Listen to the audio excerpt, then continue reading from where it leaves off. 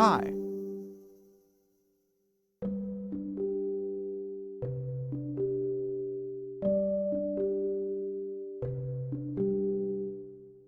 Right, we've used the 2 single slide sheets to insert a sling, and now Jenny is going to show us how you could hoist someone from this position on the bed to a commode, wheelchair, chair, etc. Okay, over to you, Jenny. Whilst positioning the hoist, always make sure that when you are actually going into and under the bed, that always make sure that this part here is actually away from the person. As you're also coming underneath the bed, make sure that there aren't any exposed cables or anything else that is actually going to prevent the hoist from moving. As we do come in, like I say, make sure that you can't actually come into contact with the person. Additionally, as well, where the actual legs open, ensure that you do make sure that the legs indeed open. We do this so that the hoist can find its centre of gravity when you are actually hoisting the person. With the sling, what we need to do is make sure that obviously all of the hooks and loops are indeed intact. General rule of thumb certainly is when you are hoisting somebody from the bed into a chair, into a commode, is it will always be the shorter arm, and this arm is actually going to go through here. Make sure it's all nice and secure.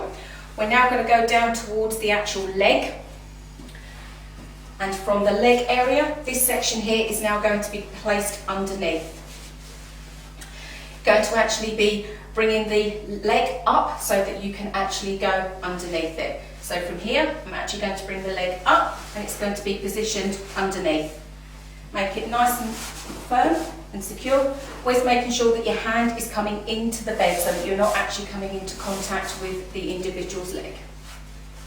Position it and then ask the person opposite you to do exactly the same.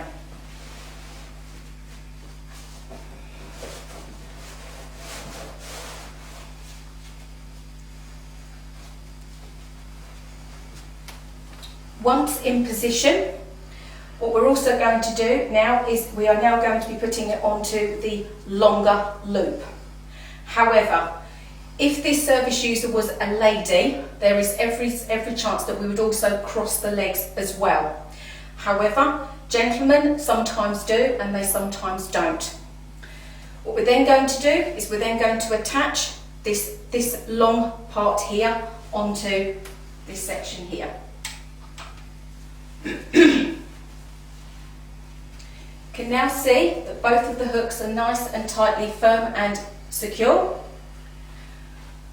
Always going to encourage the person to always keep their arms inside and keep their arms crossed.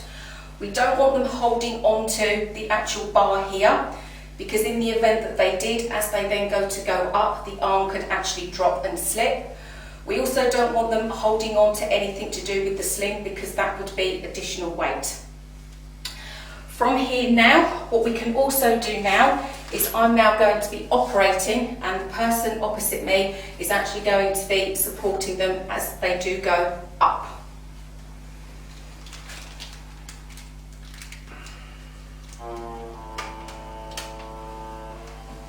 What you will notice is the hoist will indeed move. We want it to move because we need it to find its centre of gravity. Once they are in this position, my colleague is now going to come around to the other side of the bed so that they can now support the legs and the feet.